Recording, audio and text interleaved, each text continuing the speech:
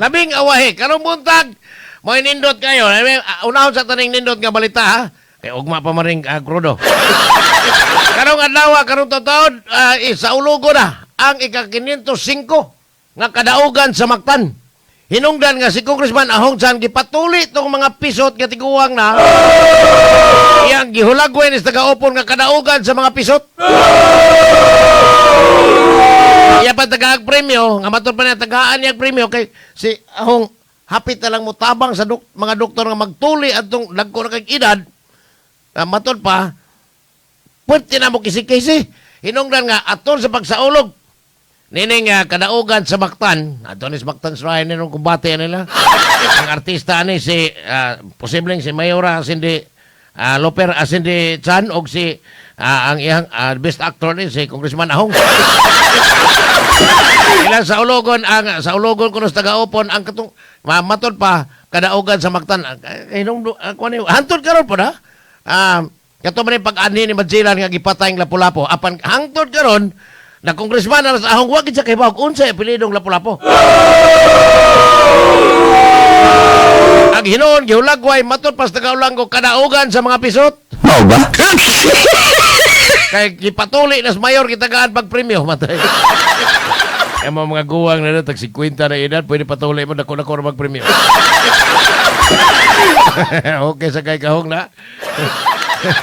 Matod pa sa mga taga-ulang ko. Kaya naman ito'y guwang-guwang ng gituli. Matod pa niya, kadaugan sa mga pisot. Walay na imbisyo sa akong. Moni, ka ng iyang 40. Imbis ang kongresista magpanday balaod, regardless of local bill of local application or national interest. Kaning iya, why panday-panday balaod kundi pagpanday nis mga pisot nga mahimong kadaugan sa Mactan. Naloko na. Okay sa kay kahong, okay ko kahong bilib ko nimo da. Marang akong ganahan ko anang imuhang kalaki kay sige lang kagpatuloy ana mga sutpi dia. Mao ba?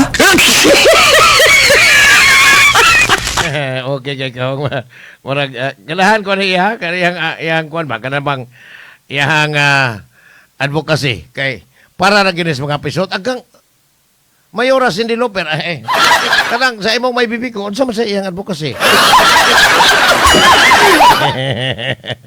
Okay sa kay kahong samtang karong adlaw pod patay daghanang mahitabo darong adlaw ang kapikas ni Vice President Sara Duterte nga si Attorney Manzanitas Carco Manson ko unsa tinon nga niya boss Mansanas? Apple. In English na imo. Mao ba? Si Attorney Man Scarpio karong adlaw iyang iduso na iyang i-file ang kaso batok sa Bangko Sentral ng Pilipinas pinaagi sa BSP Governor nga si Eli Remolona o ang mga kaubanan ini. Apil na ang mga Executive Director sa AMLAC and ang Anti-Money Laundering Council o ang mga sakop sa Justice Committee sa Busbay Balauranan nga matod pa nakalapas na siya bank secrecy law o data privacy law. Ikihan niya, Jeremy Luistro, posible yun silang Attorney Bishop Bini Abante, nahantor ka rin mo atras. Kay matod pa, nakalapas kina sila nga no kung giyagyag sa publiko ang iyang mga bank account na hibawaan na noon silang kwartahan kayo. Kwartahan sa Dennis Manzanas ka. Inongdan nga mo ato karon siya iyang i-file karon dito sa Quezon City Fiscal's Office o Prosecutor's Office ang mga kasong iyang iduso aron sa pamasin nga di na itugan ang uban pa nilang mga bank deposits. Mao ba? Ang labing tambaluslos sa nasod nga politiko ang kanhi speaker sa Ubos Bay Balauranan Martin Tambaluslos Romualdez pinaagi sa bagulbol sa mayoy ang Court of Appeals pinaagi sa petisyon sa kuan sa Anti-Money Laundering Council ni Prisna sa mga asset hasta yung mga deposit ni Martin Romualdez nga matod pa ni Ombudsman Bonjing Remulla nga sus hasta ang iyang mga business partner o ang iyang corporate ang iyang corporate entity nga ginudahang dunay kalambigitan sa flood control ug matod pa sa pagpangsurikbot sa kwarta sa gobyerno pinaagi sa mga SOP. Ay, na-freeze na yun ang asset pertim bagulbol ni Martin Romualdez. Iyang gihangyo ang ombudsman Bonjing Remulla. Wa ba kani magdrama no? Balikan ko lang ni ano mga isyu ha. Nga mo inhibit sa investigation kabahin na ng iyang mga ari-arian. Kay ukban ako sa daan, labi na sa publiko, kay matod pa, klaro na kayong ang hukom sa ombudsman kasadaan siya. Matod pa, ang Tambalosos doon ay 25 ka mga bank accounts. Dagana na nito. Wa po itong anong tagpiliso na ni. Kasi pareha na sa kuang 100 na mabili. 25 ka mga bank account o napo ka mga insurance policies hasta pod sa iyang business partner nga 27 pod ka mga bank accounts o napo ka insurance policies o usa ka investment account o ang iyang mga kayutaan, mga kaptagan, building o uban pa ang iyang mga real properties freeze na karon sa Court of Appeals pinagi sa petisyon sa AMLAC. Mga na yung pait kayo. Kay si Martin Romualdez, nakabantay naman daan. Nagpila kamalitang kwarta dito sa bangko nga iyang gidepositoan mo. Nakanindot. Abtik mo na, abtik. Ikatagda nga karong sunod simana, posibleng ipasakan ang kasong plunder ni Tambaloslos matod pa ni Ombudsman Bonjing Remulla. Ay. Kung mabatod kung dunay probable cause ang makitaan sa mga justices sa Sanagang Bayan, kabahin aning iyang kasong plunder, malversation o Republic Act 309 Anti-Graft and Corrupt Practices Act, kalapasan at goy. Posibleng mag-ipon sila ni Bong Revilla dito sa Payatas, Quezon City, dito sa bagong Quezon City Jail. Murag okay na po kayo na. Okay kayo. Samtang puro na mga dagkong issues nasyonal, ha? Samtang si Senador Robin Hood, giga na yan. Hurot kong bilib, ano yun, dinambiruan ko siya. Hurot kong bilib niya, ngilngig niya politiko kalit. Pero wak ko mo bilib sa negative pod, o zero to negative pod, ang pagtuo sa iyang abilidad pagka senador, kay di na ito tiwason kay murag lagpa sa kayo ang description ako aning Rubin. Pero matod pa ha, usa sa mga interview dito sa Kauluhan sa Billionaire News Channel, matod pa ni Senador Robin Hood nga nagplano siya sukad pa sa siya senador, nagplano na siyang mo-retire. Naloko na. Dali ba kang mo-retire siya daan, pa siya senador? Pero karon 2028, iyan nagyan ko nung tinunon, mo-retire siya o niya adto na siya sa laing nasod mo puyo. Kay matod pa niya, wa na say plano nga mo puyo pas Pilipinas. Kay una, wa say salig na sa sistema. Kung di ko no mausap ang sistema, di na gid siya puyo sa Pilipinas. Yang plano nga ibaligya ang Museo de Padilla ko no in dollars. Kay hasta piso kani wa na pud siya salig. Naloko na. Masikos kadako may gusto ani Ruben. Matod pa niya, ilan ako nung gibisita ni kaniyang asawa si, tingnan niya asawa? Si, hilig ko ada, limot ko.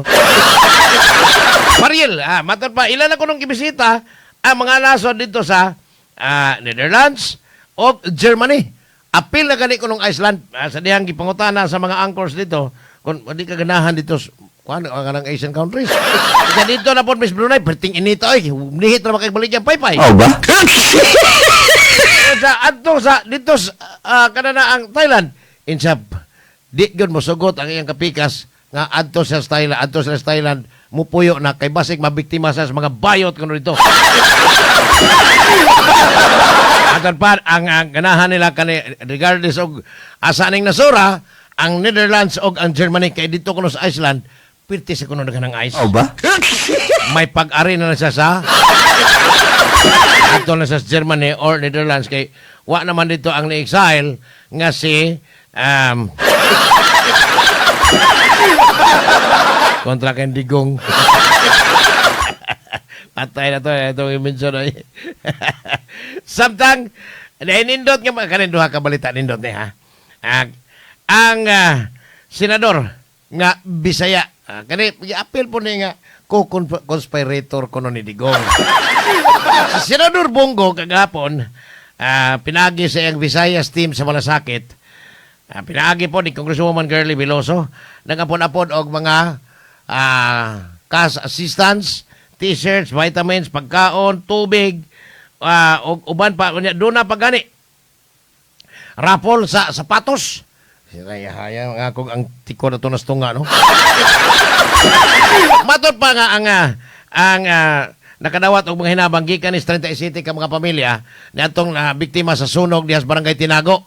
Matod pa ni Senador Bongo nga di ginataguan ang iyang tabang nga mga taga Barangay Tinago kay luoy kay nga biktima sa sunog ni atong niagi mga semana o kagahapon iyang gipahatdan o doon na pa yung video conference din iyang gipasalamatan ang Mayor sa Bayan Sugbo si Mr. Archival og ang Vice Mayor nga si Tumi.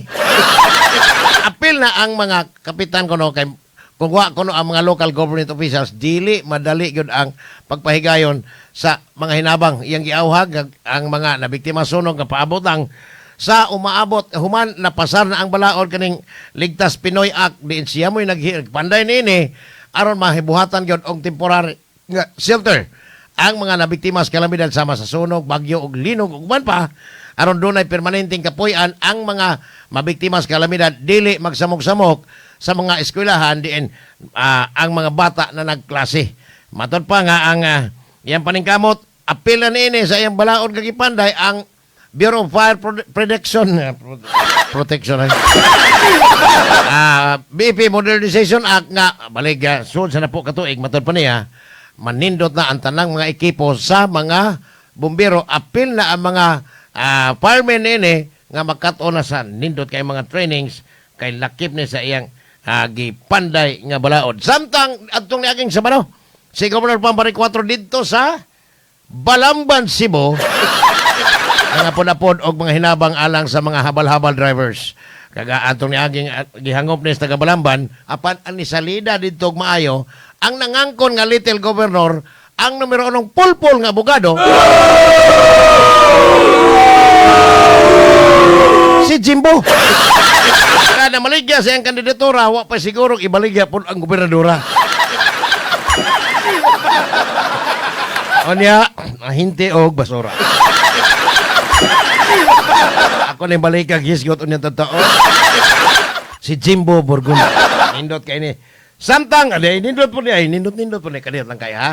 Kaya ito sa ang iiro gamay ha. Kay murag na ni karat akong tunlan na. Pagkakita ako nga ni Jimbo, murag ni karat manoon. Ang Bureau of Customs Collector nga si Alexandra Yap Lumuntad og ang iyang deputy customs collector ni Cebu nga si Dr. Jesus Llorando and company og mga kauban ha nagigtagbo ni sa taga MIPSA Mactan Export Processing Zone human dunay gitagtag nga sa dulan sa 600 ka mga mamumuo dito ni adtong niaging buwan kay wa nay order ang ilang employer o ang ilang buhatan sa mga sports apparel. Hinungdan nga ang mga kanagkuan sa Bureau of Customs Cebu nagigtagbo sa administrador sa Mactan Export Processing Zone aron nga si Arnel Soyo wala pi Soyo ra ni butangag pi Soyo man alang sa dinalian nga pagpahigayon sa mga kargamento nga raw material para himuon dia or ana i-process sa maong lugar. Matod pa ni Collector Alexandra Yap Lumuntad nga ilang paningkamutan nga dunay close coordination ang ilang buhatan alang sa mga taga MIPSA aron dili in town mawad ag trabaho ang libuan ka mga nanginabuhi sa Mactan Export Processing Zone. Mo rin kanindot ani. Kay naay na coordination di kay ang customs bati na pirmi ato madunggan lihok sa mo diha. Okay kaya ni si Kwan di ay sa ngano ni. Collector Alexandra Yap Lumuntad og ang iyang deputy collector nga si Dr. Jesus Liorando. May pangalan, may maginoom sa ningan. Jesus God.